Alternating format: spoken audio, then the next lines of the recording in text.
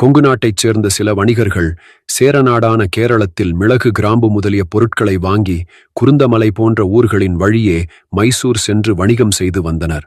அப்படி ஒரு நாள் மாட்டு வண்டிகளில் மிளகு மூட்டையை ஏற்றிக்கொண்டு குருந்தை வந்தபோது இரவு நேரமாகிவிட்டது. இதையடுத்து அங்கேயே ஒரு மலை அடிவாரத்தில் தங்கினர். அப்போது அங்கு வந்த ஒரு சிறுவன், இந்த மூட்டைகளில் என்ன இருக்கிறது என்று கேட்டான்.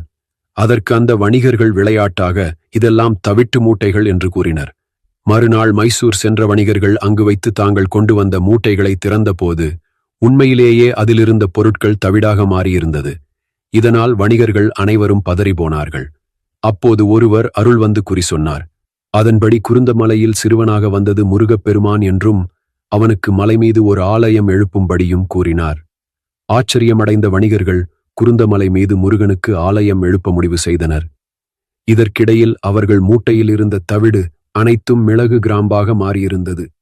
பின்னர் குருந்தமலை மீது வணிகர்கள் பலரும் சேர்ந்து முருகன் ஆலயத்தை அமைத்தனர். அதுவே குழந்தை வேலாயுத சுவாமி திருக்கோவில் ஆகும்.